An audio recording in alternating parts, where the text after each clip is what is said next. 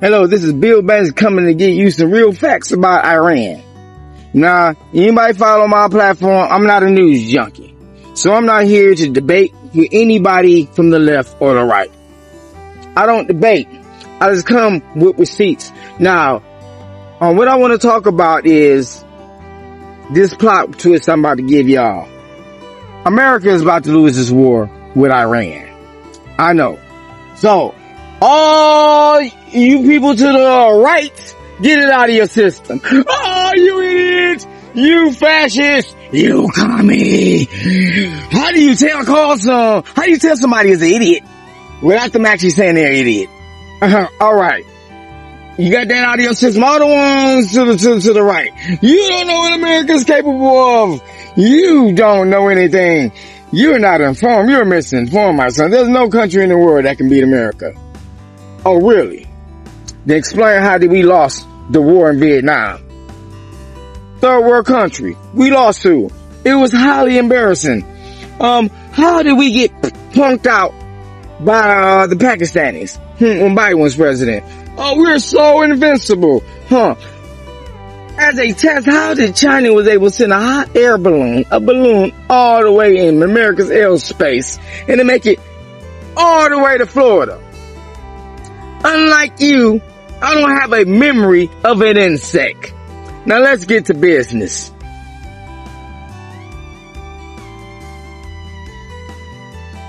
Now the first major mistake Trump is making is that he's no longer listening to his advisors that he appointed. That's what made him successful at his first go at presidency. Was his cabinet, the people he put around him, his advisors. Now he don't listen to so many of you hillbillies that's praying to him and saying that was sent to us by Jesus Christ himself. Now he believes it. Trump should take the U.S. military warning on Iran seriously. The U.S. military appears to be surfacing their concerns about the risk involved in sustaining a lengthy conflict with Iran. The White House should listen, as a conflict could trigger several cascading consequences. Max Bolt is the Jean J. Kilpatrick Senior Fellow for National Security Studies at the Council on Foreign Relations. President Donald Trump likely feels that the U.S. military is invincible after the success of various operations he has ordered during his time in office, including the killing of Iranian General Qasem Soleimani in 2020, the bombing of the Iranian nuclear program in June 2025, and the abduction of Venezuelan leader Nicolas Maduro in January. But those were all one-and-done strikes.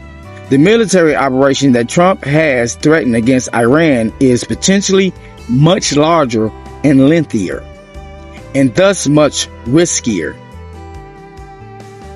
Various news outlets have published articles in recent days reporting that General Dan Kane, the chairman of the Joint Chief of Staff, is concerned about the risk of strikes on Iran.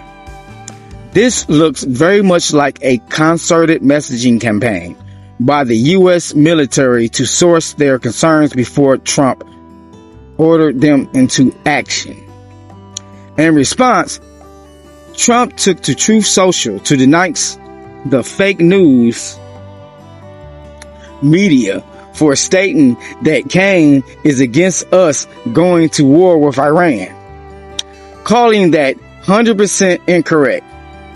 But, in fact, all of these news stories state that Kane has not expressed either support or opposition to the strikes. He is merely raising concerns about how a military campaign would unfold, as he is legally obligated to do in his role as the president's senior military advisor.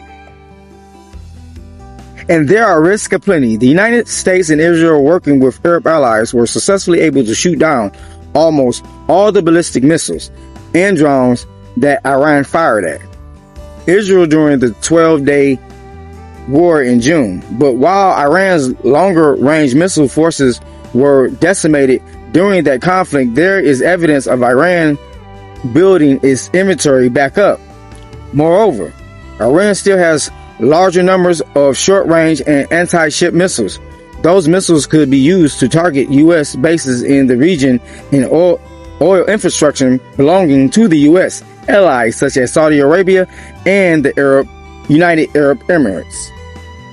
The ultimate nightmare will be if Iran were able to temporarily close the Strait of Hormuz, one of the world's most important commercial arteries. About 20% of global oil consumption flows through the strait, thereby spiking global oil prices. Iran refrained from such actions in June because U.S. and Israeli strikes were concentrated on its nuclear facilities and missile forces. Iran launched only one small symbolic strike against a U.S. airbase in Qatar. However, if the Iranian leadership feels that Trump is attempting to bring down the entire regime, their response might be much more damaging. Little wonder that the Saudis, Emirates, and other allies have expressed opposition to renewed U.S. strike against Iran. There is the concern that Trump's intervention in Iran could lead to a dangerous run on U.S. munition stockpiles. This could prove to be a lengthy affair, with Iran choosing to absorb U.S. bombs and missiles strikes without giving in to Trump's demands to end their nuclear and missile programs, along with the aid to proxy forces across the region.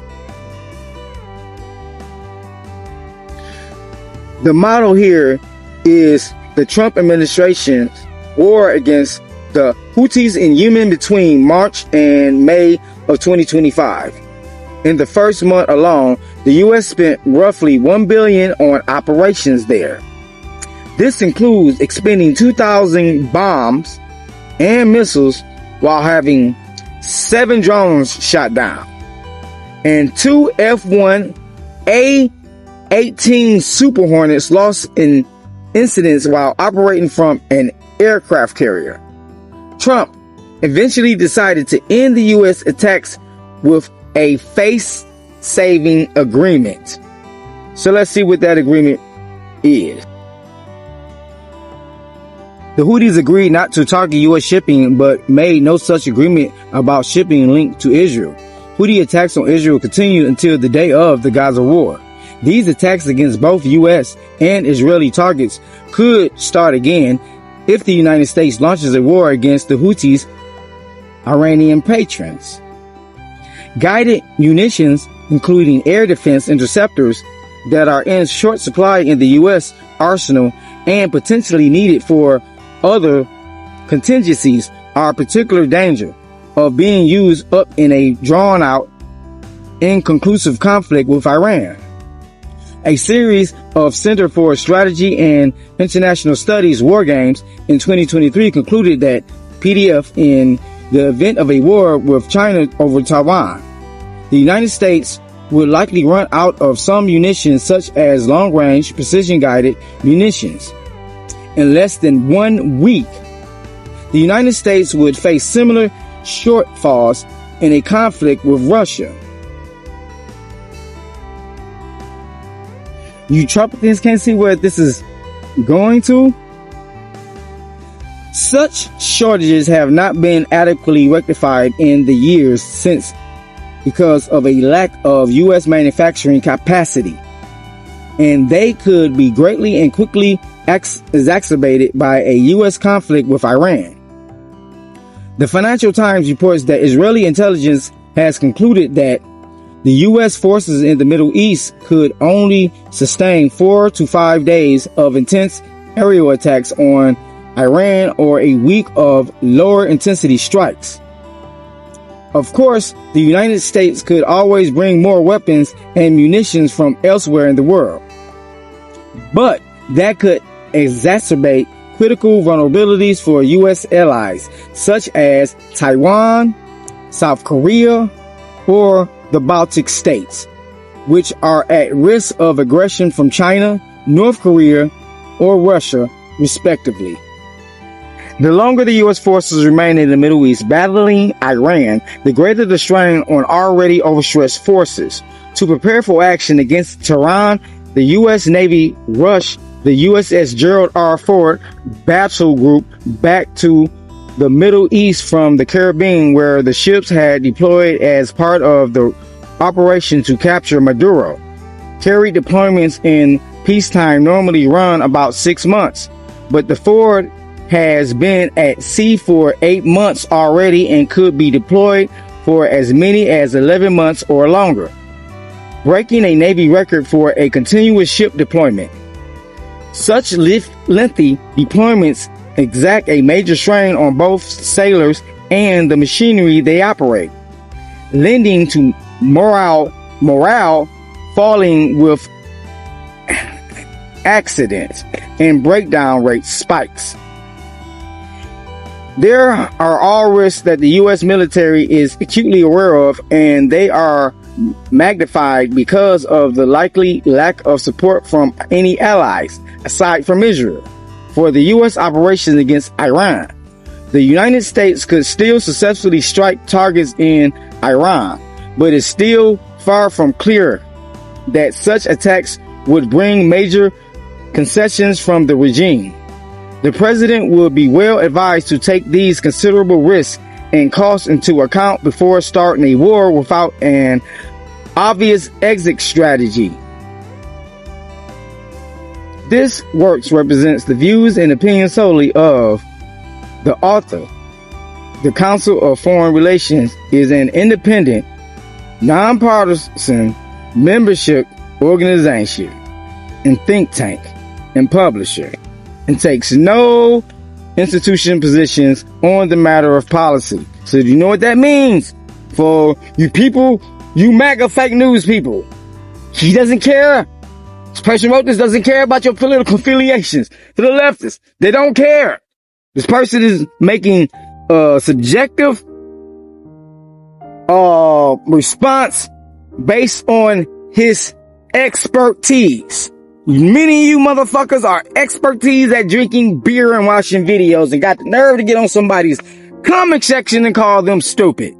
Now, I ain't done yet, cause some of you Trumpicans are so brainwashed that somebody gotta hit you in the head with a Truthville baseball bat before you can see. Trump is not a patriot. He ain't never served in no branch in the military. He's a rich kid, and his finest quality is he can have the world's biggest Karen rage of any white man on the entire planet. Now this is Douglas McGregor. He's a Republican. He's a real patriot. This is his background. He was a Trump administrative appointee. He was nominated by President Donald Trump to be the U.S. ambassador of Germany in 2020 and served as a senior advisor to the acting secretary of defense, Christopher Miller, in the final months of the Trump administration. Ideology. He is described as a staunch anti-interventionist who has questioned U.S. participation in NATO. Let's continue. Affiliations. He has appeared frequently on Fox News, particularly on Tucker Carlson Tonight, and speaks at Republican-affiliated events, such as Wood Country Republicans Women's Club. Controversies. His political views and commentary have been often described as controversial, including his criticism of U.S. foreign policy, his stance on immigration, and his views on Russia and Ukraine. So, for you Trumpicans, you hillbillies, Jeffro and Gator, who find his qualities is smoking ice and watching videos and think that constitutes patriotism. If you argue with this man, you a hypocrite. This war is being fought for one reason and only one reason, and that is that Mr. Netanyahu, with the aid of Zionist billionaires in the United States, has successfully gained control of the policymaking apparatus in Washington, D.C., and is dragging the United States into war. America first is dead as far as this administration is concerned. This is Israel first. And the problem for all of this, as you know, is this is not just an energy story for India and other nations that depend on Gulf oil. It's a food security story. India's national security is on the line. European gas is up 50% and climbing. A global recession is no longer a forecast, it's a reality. There's no end in sight to this militarily. This is going to continue for weeks unless someone steps up, and I don't expect that to happen in the United States, and helps to broker a ceasefire and an end to the conflict. There's no strategy. There was no planning. There was no thinking. Did President Trump call President Modi or the Prime Minister of Japan or the President of South Korea and ask them, how is this going to affect you? This is going to harm you. We need to know before we do anything. He did nothing of the kind. This is a disaster that's not just regional, it's becoming global. So the next time one of you Trumpicans falsely accuse me of being a liberal, fascist, communist, I'm going to respond back by calling you a hillbilly, bigoted racist, because the only reason you calling me that is because of the color of my skin and not the content of my character. Everything about me is Republican, and everything about you is Klansman and Aryan Brotherhood. And don't think I don't know the tags. I've been to prison.